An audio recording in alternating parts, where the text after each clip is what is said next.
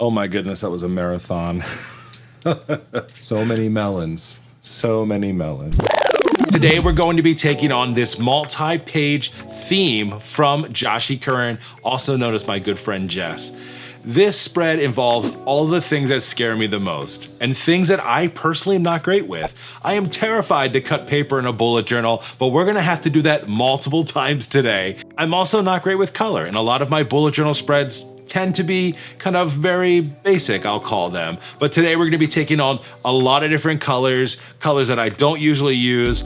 And the other thing is I never am able to keep a theme going. That's why I like weekly spreads, but Jess is the queen of themes. She absolutely is. And I'm hoping to learn a lot about what it means to keep a theme going through multiple pages or an entire month. We're going to be taking this on one step at a time, and I'll be talking you through my process the entire way, and I'll also be keeping time and track as we go through as well. That way we can think about, what does an average run-of-the-mill Joe like me, how long would this thing take us, right? So let's go ahead and get started with the first breakdown. This recreation is going to take a total of 4 spreads that we're going to have to create to make this happen. While there's only 3 letters for M-A-R for March, each one of those also has something inside of it and behind it as we go into it. So let's just do it page by page to start. So the first thing that we're gonna do will be our first page spread here.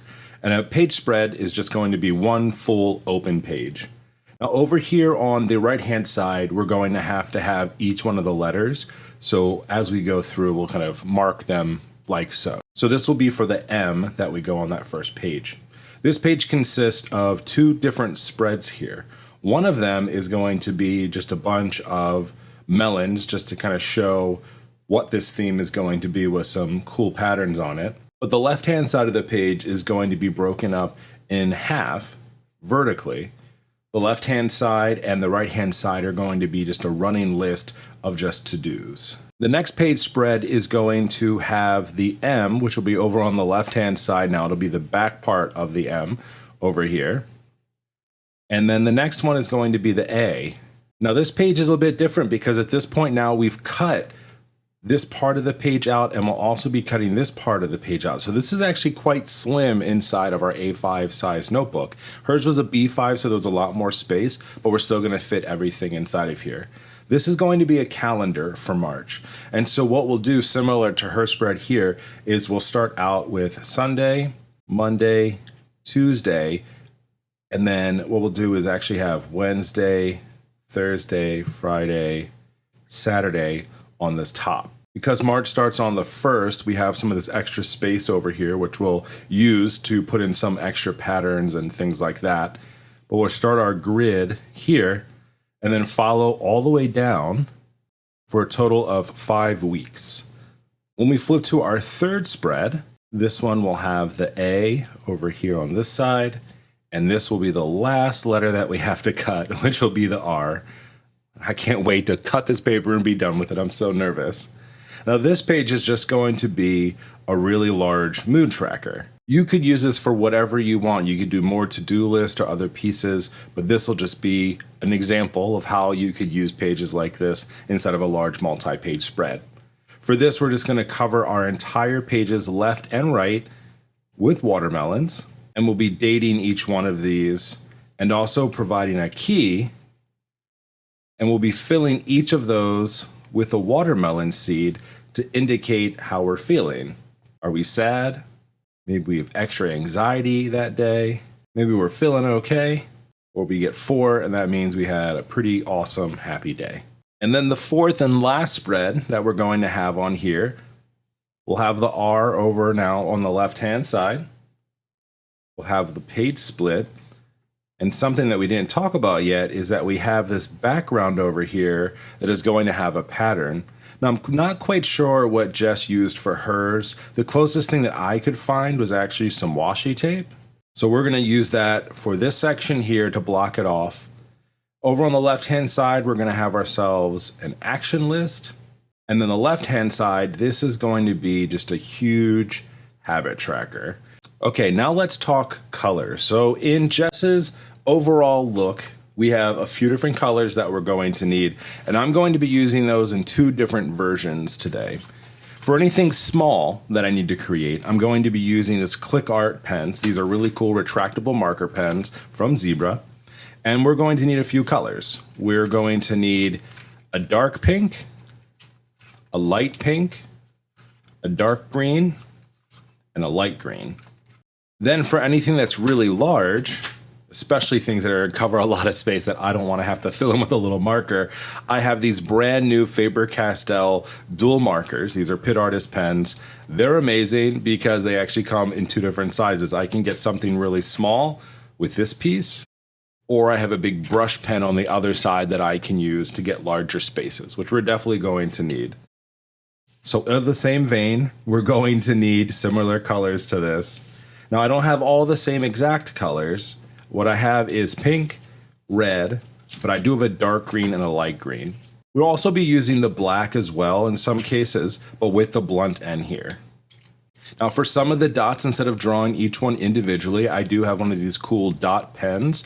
It has dot on the other end here, so all I have to do is just press down and it'll go ahead and create my circle. This will come in extremely handy when we're creating those small calendars on some of those pages. There are also going to be times when the blunt end of this larger marker is going to be too big, so I have Faber-Castell's Pitt Artist marker in small, and that's going to be great for small titles, maybe to outline letters if I need to on something that's small, and I'll provide that little bit of detail.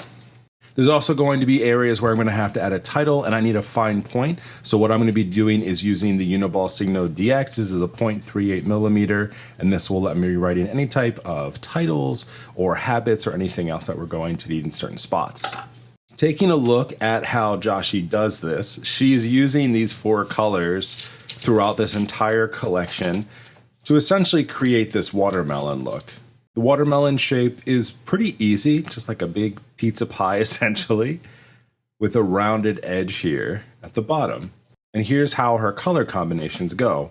On the far end, she's going to do this dark green color, which will represent the rind of the melon. Then she uses the lighter green color here to be the inner part of the melon. Then what she does is she actually skips a space for white, and then she comes in with the light pink. And then the rest of the melon, she either fills in with a red or a dark pink color. Drawing things in with these markers here, it's just one of those things where I'm like, I don't want to do that. So that's why a lot of the times you'll also see me using these markers as well, because I can create the same general shape really quickly by using the brush end of this marker here. So now you can see why I really like these big markers. The little ones will come in handy though. There's going to be some spots where these big ones just don't make a whole lot of sense. The other thing that we're going to need is going to be creating some of these different patterns that are going to be on here too. So throughout the design, you'll see that she has some kind of triangles going on. She has open circles. And you're also going to see some solid dots. So in Jess's design, she was using a B5 notebook, which was much larger than the one we have here, which is A5. But we are going to break this down to work for our own space, because guess what? Not everyone likes or has a B5, and why that's super cool, well, it can also work in A5 or square or everything else. The first thing that we need to do, as you see I've already started to do here, is start to really think about the spacing. In Jess's, she spelled out the entire month. I'm not going to do that. I don't have the space, so that's why I'm going to abbreviate this for March. So to do that, I've broken my page into thirds horizontally across the page. To do that, I need to count down 12 spaces, and that'll take me all the way down our page, and we're going to skip a spot in between that. So 12, skip 1, 12, skip 1, 12. That'll break your page right into thirds. However, as we do this, we are going to need to overlap them just a little bit just to make it look kind of cool. If you're not a fan of that, or maybe you're doing tabs instead of doing what we're doing with letters, you might want to have them a little bit more spaced out. So those are going to be 12 going down. And then what we're going to do is we're going to count 10 squares going across the page here. Now, when I get to that 10th one here, I'm actually going to start my letter a little bit over towards the left, kind of in the middle of here. And the reason I'm doing that is I need this to kind of catch part of that page before I cut it, which is going to be this line here. If you build your letter straight to this line here and then you cut it, it's going to look kind of weird. You want to have that cool effect of that little bit of overlap there.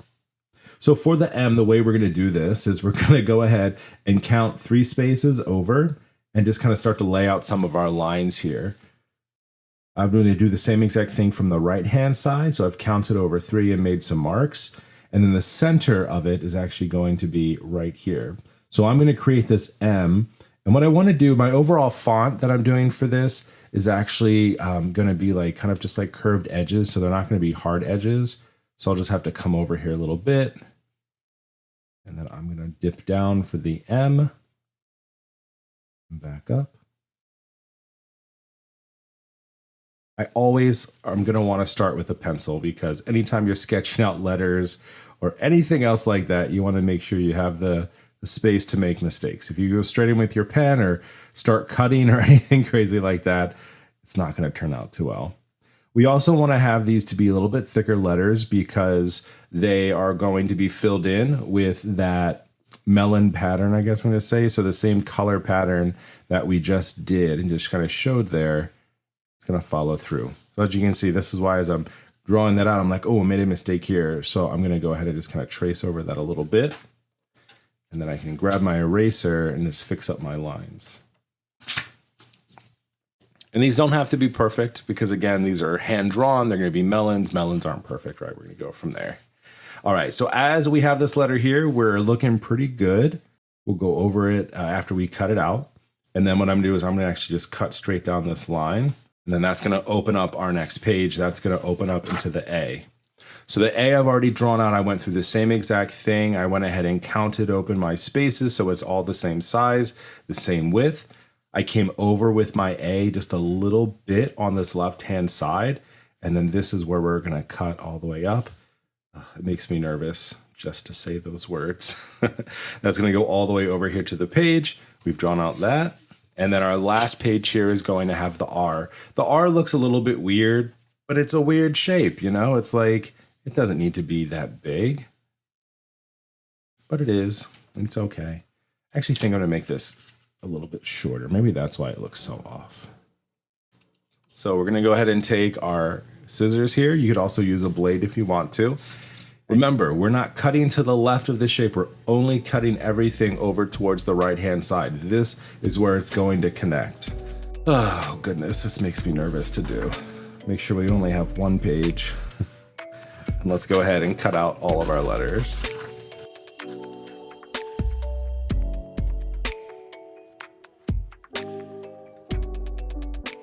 I hope me working upside down isn't hurting your brain at all, but as a lefty, I need to do it to cut these out okay.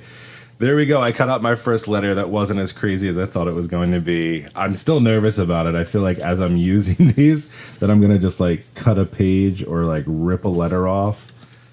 So far, so good. So let's go ahead and cut out the A, and we'll cut out the R, and then we'll get started with the background, and then we'll get started on the rest of the page.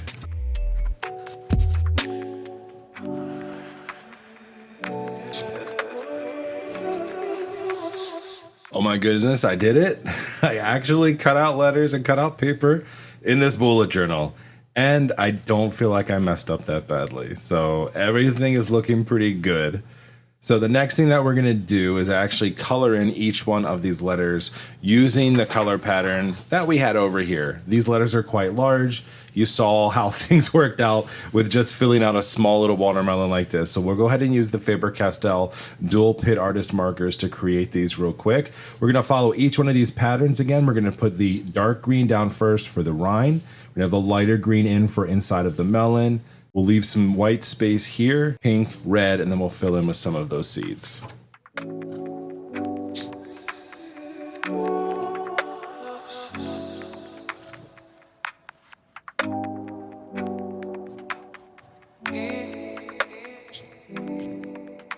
For the watermelon seeds, you want to kind of just draw them kind of spontaneously throughout your entire watermelon so they're not all lined up. And you're just going to draw a teardrop shape, and that's what's going to make each one of those.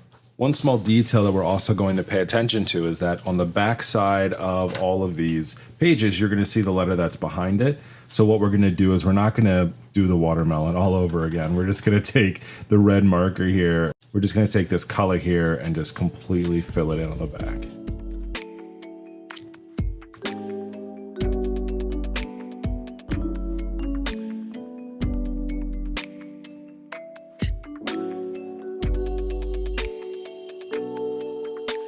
All right, we have each one of our letters all ready to go. Holy cow, it's looking good so far, loving it.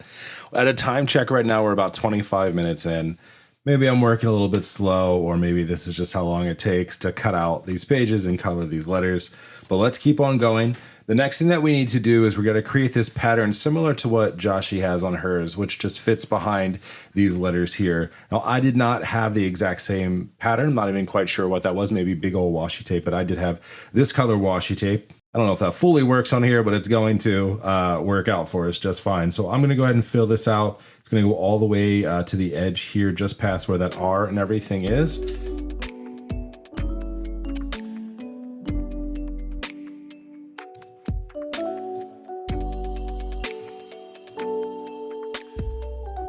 I'm so glad that we are done with cutting pages. It scares the crap out of me every time I think about doing it. That's why I usually never do this. And this is why I love taking on this recreation. It is taking me out of my comfort zone and I'm having a lot of fun. We have our theme going. We have all of our colors. We've cut our pages. Now let's go ahead and start to break down what we're going to need for our next few pages and go ahead and get those started. Let's do things that are easy first. Let's go ahead and just create the decoration that's going to go on this page. So what I'm going to do is I'm going to go ahead and just create 3 big watermelons. I'm going to start doing this in pencil, and then I'll go back over them in just a little bit with the marker. So for these, I'm actually going to outline them. I think it kind of looks better when it's outlined a little bit. So I'm going to go ahead and just use my bullet point here on this marker. Now that I have them written out in pencil, I know which way they're going. I know their shape. And now that I have that, we can go ahead in with each of our colors and we'll go ahead and fill in each of these in the same pattern that we did over here for the letters.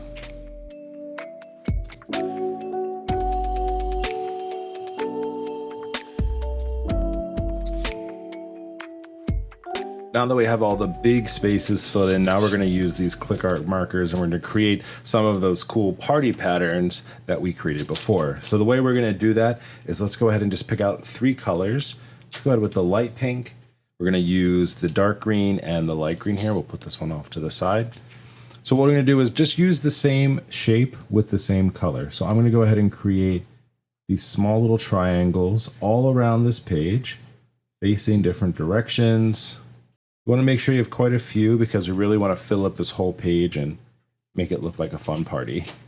Next, we're going to take the lighter green color and we're going to go ahead and create some open circles all around where we put these pink triangles. And then with the dark green, we're going to put in some of our solid circles. As you're going around, if you feel like you're missing anything, you want to add some other pieces, maybe like an extra triangle here, open circle. You can just add them as you go. All right, over on this side, we're going to create a big to-do. And to do this, what we're going to do is create a big title on here. We're not going to make them as big as we did the letters over on this side, but we are still going to create some bubble letters over here. And then we're going to fill them in a similar pattern to what we did with this. This is where I'm really learning about keeping a theme together. How can we do that? Well, a lot of it's going to be with colors and patterns. So we're creating these same patterns with these watermelons everywhere.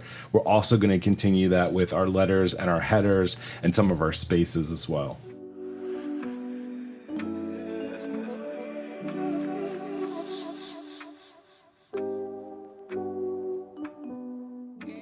Now that we have our watermelon header here, we're going to go ahead and create our next piece here, which is going to be creating 2 columns. Now, one thing that Jess did inside of her design is she created like a watermelon gradient almost to separate out columns and headers for herself beyond these titles here. We're going to do the same exact thing. So what we need to do is find the center of our page. I'll go ahead and just kind of sketch in what that's going to look like, and then I'll talk more about the colors in just a minute.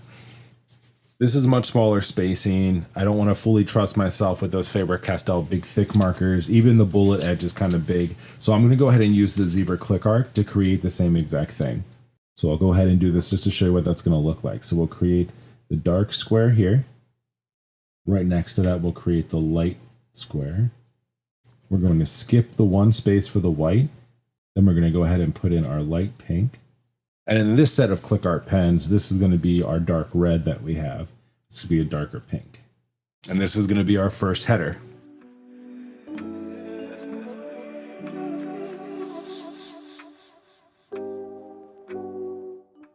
All right, now that we've done that, I'm going to get rid of any of those extra pencil marks that we have here. Now we have two equal columns going all the way down the page.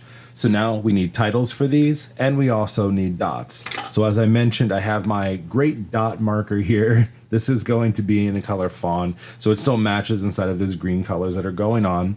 And I'm just going to go ahead and dot all the way down this page on both sides. These will just be all of the any type of task that we might have in each one of these to-do columns.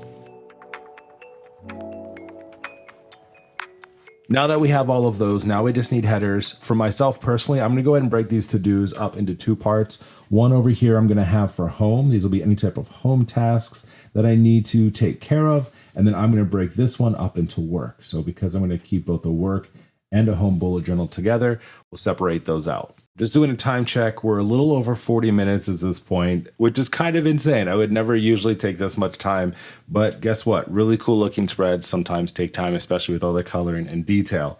But we were done with this. So we've done a lot so far. We've done our letters, we've done our background, we have our first pages to-dos in this pattern. So now it's time to flip it over and get working on this calendar. Now, because this is smaller, because we cut out these pages, we are working with a much more confined space here, but we can still make it work and have small areas for details or small tasks or events that are going on throughout the year. The first thing that we need to do, though, is we need to first just make sure our spacing is correct for our headers and each of the boxes that we're going to create. The first thing I'm going to do is I'm actually going to just work 3 spaces over on each side. 1, 2, 3. 1, 2, 3. Once we do that, we're going to go ahead and actually count over 4 squares all the way across our page. That's going to give us our 7 columns that we need. Now, I'm actually using the gutter of this page as a space, which is a little bit different than what I usually do, but it's going to actually work out because if you think about it, it's about 4 spaces in between here. Okay, so we have all of those. So what I'm going to do now is I'm actually just going to grab a ruler and I'm just going to lightly draw these in because we're actually going to go over these again with a marker in just a little bit. And we'll erase these pencils, but this is going to be really important to make sure that we have all of our spacing correct. Okay, now we have all those in there. So now we need to make sure we have enough space for our days of the week. So to do that, we're going to just make these 3 squares high. 1, 2, 3. I'm going to go ahead and just mark it there. Now, because the way that this month starts in March and it starts on a Wednesday, we're going to actually pull that full week up here so we just have some extra space over here. And then we're just going to offset the Sunday, Monday, Tuesday down below. Before we put in this side over here, we're going to go ahead and start out our spacing. So I'm going to just draw a line across here first. And for this, I'm going to give 7 squares down. All right, now in your calendar, you should have 5 weeks, starting on the 1st on the Wednesday on this top one. 1, 2, 3, 4, 5. With March 31st, which is going to end on this Friday here. So this will actually be the beginning of April. We're going to be using these small Faber-Castell to create our quick letters. If you don't feel confident in creating some bubble letters, go ahead and start them with your pencil first. It's totally okay. I'm just going to basically outline and create a bubble letter around each of the ones that I have here. Now that we have those outlined, I'm going to go ahead and bring in my Faber-Castell pens again here because we are going to create a similar look to what we did for all of our headers. Got to keep that theme consistent. We're going to color that in. But before I do that, I'm actually going to be using 3 of these colors and we're going to be creating small outlines for each one of these days of the week.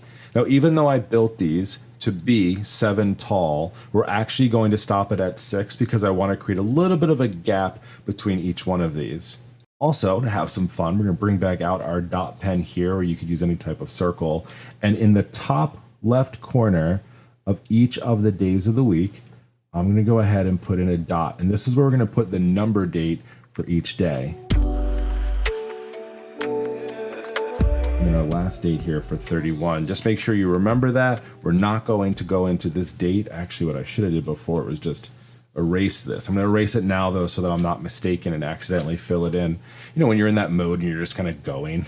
All right, the next thing that I'm going to do is actually I'm going to go ahead and start creating these shapes so you can see what they look like for each one of the days of the week, because each of them are going to have their own space. So for this, I'm going to actually grab my light green, I'm going to grab my pink, and then I'm also going to use black. We haven't used a lot of that just yet. And what I'm going to do is I'm going to alternate these colors as we're going through. Now that I'm ready to go, what I'm going to do is I'm actually going to bring my line. I'm going to actually work all of my lines on the inside of this rectangle that I created. I'm going to start here at the bottom. I'm going to work my way on the inside. I'm going to stop just one square between these, go across, up and over. So I'm working inside of these lines. It's going to be a little jagged, and that's totally okay. This is just a fun looking spread. Let me go ahead and just do these other ones real quick, just so you can see what it starts to look like, and then I'll go ahead and start creating the pattern so I'm not just constantly switching markers.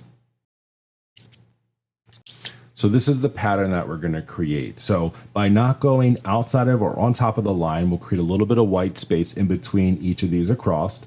And then by not using that seventh one down here, we'll go ahead and create a little bit of white space horizontally for our rows. And that way it'll look nice and open and not so claustrophobic by doing that.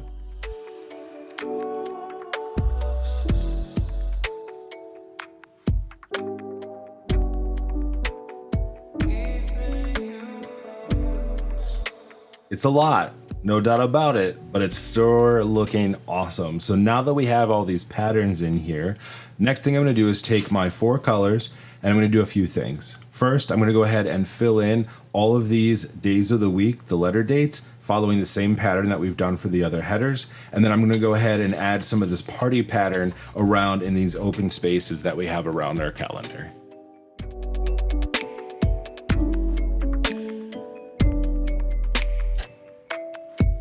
One tip to remember that as you're erasing across your pages, make sure to be doing that very lightly. You want to really make sure that at no point are you pulling so hard that you then pull up your page and wrinkle it.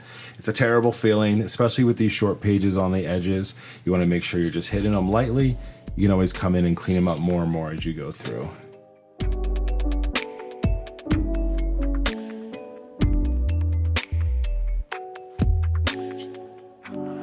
Alrighty, and here we go. Our entire calendar page is totally done. So we got to keep moving on this one because we are a little over an hour at this point. Setting all of this up. Totally cool though. We're having fun. This should be a little bit easier than everything else we've done because all we're going to be doing here is creating our header for our mood tracker. And then we just have to create 31 watermelons on this page, but we don't have to worry about the seeds because the seeds are actually going to be our key to if we're feeling sad or anxious or we're feeling okay or we've really been happy. First thing we need to do is create our title for the mood tracker. And then just to make it nice and easy, I'm going to put 15 watermelons over on this side and 16 watermelons over on this side. I'm only going to draw in the header with the pencil just to make sure I get the spacing okay. And then I'll go ahead in with the marker and draw the watermelons all over here, and then we'll color them all in.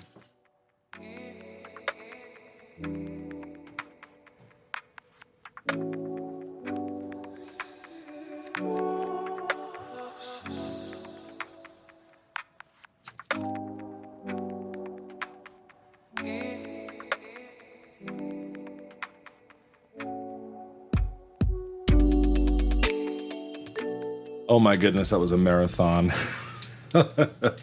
That is so much coloring that I had to just do here. Now we got to count them out and just put dates next to them. We're not going to put any type of seeds inside again because the seeds have a key down here for what it means. So we're just going to go ahead and just number across and then move on to our final page. As we've been going through this, I've been thinking a lot about themes. I don't usually do them. I'm not very good at them. But thinking about Jess, like I said, she's the queen of themes. She has so many great ideas. She's really good at keeping these things going and keeping these colors going and these ideas. So I'm learning a lot as we're going through this. So let's go ahead and start finishing everything out and getting to the end.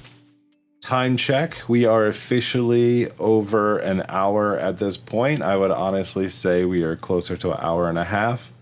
but hopefully this part's going to go really nice and quick. This last page is going to consist of a habit tracker over on the right hand side, and then there's an action list that Jess had as a part of her design that I thought was kind of cool. It involves two things. One side involves kind of one-off monthly tasks, so things that she's doing, I'm assuming, month to month, and then there's also a weekly task tracker down here that just has the weeks 1 through 5 on it. Over here, though, on the right-hand side, when we fill out this habit tracker, we're actually going to duplicate kind of that same general layout of this one here, but we're going to do it just with dots. So every day that you're accomplishing something, like maybe taking a medicine, vitamins, maybe going to sleep on time, whatever tracker you're trying to do, you can just fill in that dot or check it off, and that counts for your whole week. So let's go ahead and we're just going to create the lettering for action list. We'll go ahead and create the 2 different rows that we're going to have here for our tasks and for our weekly tasks. And then we'll create the space over here for our habits, and then we'll be done with this. Oh my goodness. So many melons. So many melons.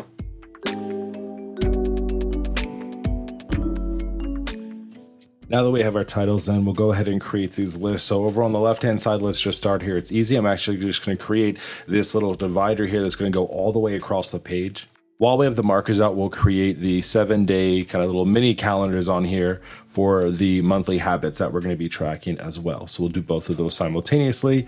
And then, oh my goodness, this is the last page. And then we can go ahead and take a look at the overview, do our final time check, and then see how well we compared to what Jess did.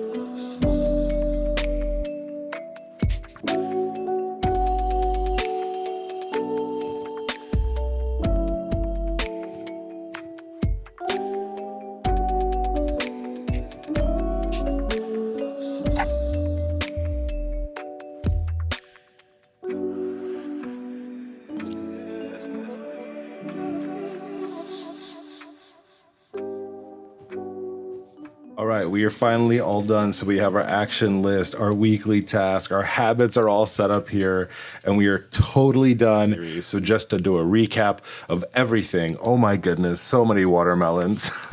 We created an overall to-do here for work and home.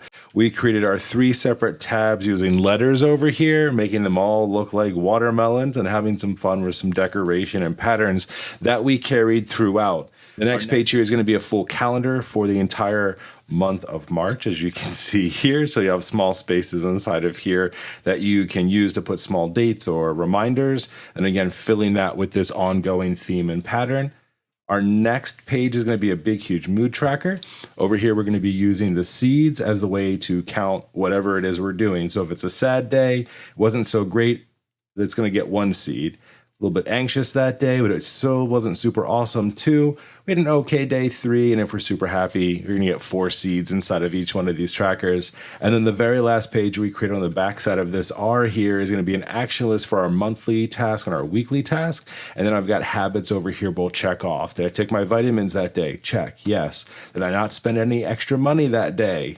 Did I go to sleep on time following my normal, nighttime routine? And then did I go to the gym or work out for 30 minutes? Is that all on here? So we made it through. This was super cool. I've got a lot to share about my overall experience. The entire spread is all done, and I love the way that this looks. The official time on this was just a little bit over 2 hours from start to finish. So this definitely took a while to do, much longer than I would usually spend on any type of planner or monthly setup that I would do. But that's what's so fun about this series. I'm exploring and doing things that I would never do. I still don't feel comfortable cutting paper out of my bullet journal. It's just not something that I personally enjoy doing, but it was definitely fun thinking through how I would do that and how we even executed it here, follow along with Jess's overall spread.